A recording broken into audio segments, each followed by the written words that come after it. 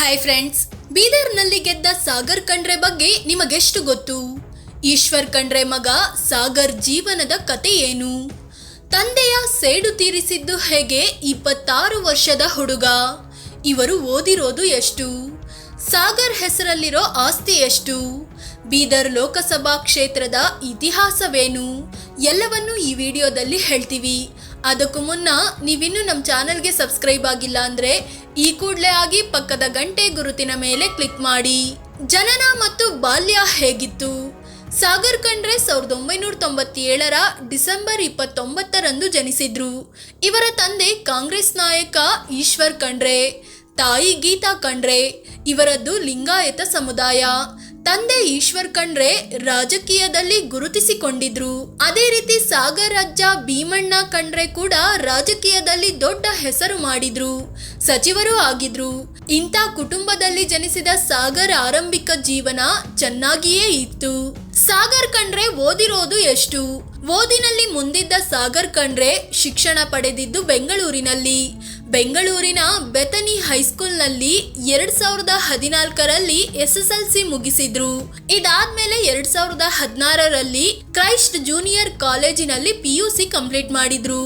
2021ರಲ್ಲಿ ಬೆಂಗಳೂರಿನಲ್ಲೇ ಇರೋ Christ ಯೂನಿವರ್ಸಿಟಿಯಿಂದ BA LLB ಪದವಿ ಕೂಡ ಪಡ್ಕೊಂಡ್ರು. ನಂತರ ಲಾಯರ್ ವೃತ್ತಿ ಶುರು ಮಾಡಿದ್ರು. ರಾಜಕೀಯಕ್ಕೆ ಎಂಟ್ರಿ ಪಡೆದಿದ್ದು ಹೇಗೆ? ಸಾಗರ್ ಖಂಡ್ರೆ ಕುಟುಂಬ ಮೊದಲಿನಿಂದಲೂ ರಾಜಕೀಯದಲ್ಲಿ ತೊಡಗಿಸಿಕೊಂಡಿದ್ರಿಂದ ಸಾಗರ್ ಖಂಡ್ರೆಗೂ ರಾಜಕೀಯದಲ್ಲಿ ಆಸಕ್ತಿ ಇತ್ತು. 2021ರಿಂದ ವಕೀಲಿ ವೃತ್ತಿ ಶುರು ಮಾಡಿದ ಸಾಗರ್ ರಾಜಕೀಯದಲ್ಲೂ ತಮ್ಮನ್ನ ತಾವು ತೊಡಗಿಸಿಕೊಂಡ್ರು. ನಂತರದಲ್ಲಿ NSUIನ ರಾಜ್ಯ ಪ್ರಧಾನ ಕಾರ್ಯದರ್ಶಿಯನ್ನಾಗಿ ಆಯ್ಕೆ ಮಾಡಲಾಯಿತು. ಕಳೆದ 3 ವರ್ಷಗಳಿಂದಲೂ ಬೀದರ್ ಕ್ಷೇತ್ರದಲ್ಲಿ ತುಂಬಾ ಆಕ್ಟಿವ್ ಆಗಿದ್ರು. ತಂದೆ ಭಾಗವಹಿಸೋ ಕಾರ್ಯಕ್ರಮಗಳ ಸ್ಟೇಜ್ನಲ್ಲಿ ಇವರು ಕೂಡ ಜೊತೆಯಲ್ಲಿ ಕಾಣಿಸಿಕೊಳ್ತಿದ್ರು. ಅಷ್ಟೇ ಅಲ್ಲ, ಈಶ್ವರ್ ಖಂಡ್ರೆ ಸಚಿವರಾದ ಬಳಿಕ ಅವರು ಪ್ರತಿನಿಧಿಸೋ ಬಾಲ್ಕಿ ಕ್ಷೇತ್ರದಲ್ಲಿ ಓಡಾಡ್ತಿರೋದು ಕೂಡ ಸಾಗರ್ ಖಂಡ್ರೆ ಅನ್ನೋದು ವಿಶೇಷ. ಲೋಕಸಭೆಗೆ ನಿಂತಾಗ ಸಾಗರ್ಗೆ ವ್ಯಂಗ್ಯ. ಅತ್ಯಂತ ಕಿರಿಯ MP ಈ ಜೂನಿಯರ್ ಖಂಡ್ರೆ. ತಂದೆ ಈಶ್ವರ್ ಖಂಡ್ರೆ ನೆರಳಲ್ಲಿ ರಾಜಕೀಯಕ್ಕೆ ಹಾರಿದ ಸಾಗರ್ಗೆ ಈ ಸಲ ಬೀದರ್ ಲೋಕಸಭಾ ಕ್ಷೇತ್ರದಲ್ಲಿ ಟಿಕೆಟ್ ನೀಡಲಾಯಿತು. ಆದ್ರೆ ಆಗ ಸಾಗರ್ ಖಂಡ್ರೆಗೆ ವಿರೋಧಿ ಬಣದ ಎಲ್ಲರೂ ವ್ಯಂಗ್ಯ ಮಾಡಿದ್ರು. ಅದರಲ್ಲೂ ಚುನಾವಣೆ ಪ್ರಚಾರದ ವೇಳೆ ವಿಪಕ್ಷ ನಾಯಕ R ಅಶೋಕ್ ಸಾಗರ್ ಖಂಡ್ರೆ ಅನುಭವ ಇಲ್ಲದ ಹುಡುಗ, ಆತ ಗೆದ್ದರೆ ಸಂಸತ್ಗೆ ಸ್ಕೂಲ್ ಬ್ಯಾಗ್ ಮತ್ತು ಬುಕ್ ಹಿಡಿದು ಕರ್ಕೊಂಡು ಹೋಗೋಕೆ ಜೊತೆಗೊಬ್ಬರು ಬೇಕಾಗುತ್ತೆ ಅಂತ ವ್ಯಂಗ್ಯ ಮಾಡಿದ್ರು. ಆದ್ರೀಗ ಅದೇ ಚಿಕ್ಕ ಹುಡುಗ ಗೆಲುವು ಕಂಡಿದ್ದಾರೆ. ಕರ್ನಾಟಕದಿಂದ ಸಂಸತ್ ಪ್ರವೇಶಿಸಿದ ಅತ್ಯಂತ ಕಿರಿಯ ಸಂಸದ ಅನ್ನೋ ದಾಖಲೆ ಬರೆದಿದ್ದಾರೆ. 1980ರಲ್ಲಿ ಅದೇ ಬೀದರ್ ಲೋಕಸಭಾ ಕ್ಷೇತ್ರದಿಂದ ನರಸಿಂಗ್ ರಾವ್ ಸೂರ್ಯವಂಶಿ ಅನ್ನೋರು ತಮ್ಮ 27ನೇ ವಯಸ್ಸಲ್ಲಿ ಗೆದ್ದು ದಾಖಲೆ ಬರೆದಿದ್ರು. ಈಗ ಆ ದಾಖಲೆಯನ್ನು ಸಾಗರ್ ಪುಡಿ ಮಾಡಿದ್ದಾರೆ. ಭಗವಂತ ಖೂಬಾ ವಿರುದ್ಧವೇ ಗೆಲುವು. ತಂದೆಯ ಸೇಡು ತೀರಿಸಿಕೊಂಡ ಮಗ. ಸಾಗರ್ ಖಂಡ್ರೆಗೆ ಬೀದರ್ನಲ್ಲಿ ಫೈಟ್ ಸುಲಭ ಇರಲಿಲ್ಲ. ಯಾಕಂದ್ರೆ ಅವರ ವಿರುದ್ಧ BJPಯ ಭಗವಂತ ಖೂಬಾ ಸ್ಪರ್ಧಿಸಿದ್ರು. ಖೂಬಾ ಈಗಾಗಲೇ 2 ಸಲ ಸಂಸದರಾಗಿ ಆಯ್ಕೆ ಆದ ಅನುಭವ ಹೊಂದಿದ್ರು. ಆದ್ರೆ 6,66,317 ಮತಗಳನ್ನು ಪಡೆದ ಸಾಗರ್ ಖಂಡ್ರೆ ಖೂಬಾ ವಿರುದ್ಧ 1,28,875 ಮತಗಳ ಅಂತರದಲ್ಲಿ ಗೆದ್ದು ಬೀಗಿದ್ದಾರೆ. 2019ರ ಚುನಾವಣೆಯಲ್ಲಿ ಇದೇ ಭಗವಂತ ಖೂಬಾ ಕಾಂಗ್ರೆಸ್ನ ಈಶ್ವರ್ ಖಂಡ್ರೆಯನ್ನ ಸೋಲಿಸಿದ್ರು. ಈಗ ಸಾಗರ್ ಖಂಡ್ರೆ ತಮ್ಮ ತಂದೆಯ ಸೋಲಿನ ಸೇಡನ್ನ ತೀರಿಸಿದ್ದಾರೆ. ಸಾಗರ್ ಮೇಲಿದೆ ತಂದೆಯ ಶ್ರೀರಕ್ಷೆ. ಸಾಗರ್ ಖಂಡ್ರೆ ಗೆಲುವಿಗೆ ಕಾರಣ ತಂದೆ ಈಶ್ವರ್ ಖಂಡ್ರೆ ಶ್ರೀರಕ್ಷೆ ಕೂಡ ಹೌದು. ಈಶ್ವರ್ ಖಂಡ್ರೆ ಕಾಂಗ್ರೆಸ್ನ ಹಿರಿಯ ನಾಯಕರಲ್ಲಿ ಒಬ್ಬರಾಗಿದ್ದು 2008ರಿಂದ ನಿರಂತರವಾಗಿ ಬಾಲ್ಕಿ ವಿಧಾನಸಭೆ ಕ್ಷೇತ್ರದಲ್ಲಿ ವಿನ್ ಆಗ್ತಾ ಬಂದಿದ್ದಾರೆ. ಮೊದಲಿಗೆ 2016ರಿಂದ 2018ರವರೆಗೆ ಪೌರಾಡಳಿತ ಸಚಿವರಾಗಿದ್ರು. ಈಗ ಸಿದ್ದರಾಮಯ್ಯ ಸಂಪುಟದಲ್ಲಿ ಅರಣ್ಯ ಸಚಿವರಾಗಿ ಕೆಲಸ ಮಾಡ್ತಿದ್ದಾರೆ.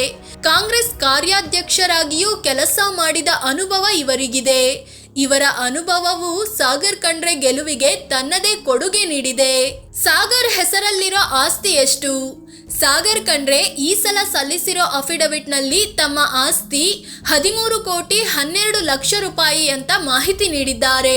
ಅದೇ ರೀತಿ 1.5 ಕೋಟಿ ರೂಪಾಯಿಯಷ್ಟು ಸಾಲ ಇದೆ. ಕೃಷಿ ಮತ್ತು ವಕೀಲಿ ವೃತ್ತಿ ಆದಾಯದ ಮೂಲ ಅಂತಲೂ ಉಲ್ಲೇಖಿಸಿದ್ದಾರೆ. ಇನ್ನು ಸಾಗರ್ ಬಳಿ ವಾಹನಗಳಿಲ್ಲ, ಆದ್ರೆ 400 ಗ್ರಾಂ ತೂಕದ ಚಿನ್ನಾಭರಣವಿದೆ. ಬೀದರ್ ಕ್ಷೇತ್ರದ ರಾಜಕೀಯ ಇತಿಹಾಸ. ಬೀದರ್ ಲೋಕಸಭಾ ಕ್ಷೇತ್ರ ಆರಂಭದಿಂದಲೂ ಕಾಂಗ್ರೆಸ್ ಭದ್ರಕೋಟೆಯಾಗಿಯೇ ಇತ್ತು. 1952ರಿಂದ 1989ರವರೆಗೂ ಇಲ್ಲಿ ಕಾಂಗ್ರೆಸ್ ಅಭ್ಯರ್ಥಿಗಳಷ್ಟೇ ವಿನ್ ಆಗ್ತಾ ಬಂದಿದ್ರು. ಆದರೆ 1991ರಲ್ಲಿ ಮೊದಲ ಬಾರಿಗೆ ಬಿಜೆಪಿಯ ರಾಮಚಂದ್ರ ವೀರಪ್ಪ ಗೆಲುವು ಕಂಡ್ರು. ಇದಾದ್ಮೇಲೆ ಸತತವಾಗಿ 5 ಸಲ ಇಲ್ಲಿ ಬಿಜೆಪಿ ಗೆಲ್ತು. 2004ರಲ್ಲಿ ಕಾಂಗ್ರೆಸ್ನ ನರಸಿಂಗರಾವ್ ಸೂರ್ಯವಂಶಿ ಗೆದ್ದು ಬೀದರನ್ನು ಕಾಂಗ್ರೆಸ್ ಬುಟ್ಟಿಗೆ ಹಾಕೊಂಡ್ರು. 2009ರಲ್ಲಿ ಮಾಜಿ ಸಿಎಂ ಧರಮ್ ಸಿಂಗ್ ಮತ್ತೆ ಕಾಂಗ್ರೆಸ್ ಗೆಲ್ಲಿಸಿದ್ರು. ಆದ್ರೆ 2014-2019ರಲ್ಲಿ ಭಗವಂತ ಖೂಬಾ ಬೀದರ್ನಲ್ಲಿ ಬಿಜೆಪಿ ಗೆಲುವಿನ ಬಾವುಟ ಹಾರಿಸಿದ್ರು.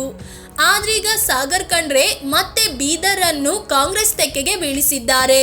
ಫ್ರೆಂಡ್ಸ್, ಇದು ದೇಶದಲ್ಲೇ ಈ ಸಲ ಕಿರಿಯ ಸಂಸದರೆನಿಸಿಕೊಂಡಿರುವ 26ನೇ ವಯಸ್ಸಿಗೆ ಬೀದರ್ನಿಂದ ಗೆದ್ದು ಲೋಕಸಭೆಗೆ ಎಂಟ್ರಿ ಕೊಟ್ಟಿರುವ ಸಾಗರ್ ಖಂಡ್ರೆ ಬಗ್ಗೆ ತಿಳಿಸಿಕೊಡೋ ಪ್ರಯತ್ನ. ಇವರ ಬಗ್ಗೆ ನಿಮಗೇನ್ ಅನ್ನಿಸುತ್ತೆ? ಇವರು ತಂದೆಯ ಬೆಂಬಲದಿಂದ ಗೆದ್ದಿದ್ದಾರಾ ಅಥವಾ ಸ್ವಂತ ಬಲದಿಂದ ವಿನ್ ಆಗಿದ್ದಾರಾ? ಕಾಮೆಂಟ್ ಮಾಡಿ ನಿಮ್ಮ ಅಭಿಪ್ರಾಯ ಹೇಳಿ. ಅದೇ ರೀತಿ ನೀವಿನ್ನೂ ನಮ್ಮ ಚಾನಲ್ಗೆ ಸಬ್ಸ್ಕ್ರೈಬ್ ಆಗಿಲ್ಲ ಅಂದರೆ ಈ ಕೂಡಲೇ ಆಗಿ ಪಕ್ಕದ ಗಂಟೆ ಗುರುತಿನ ಮೇಲೆ ಕ್ಲಿಕ್ ಮಾಡಿ. ಧನ್ಯವಾದ.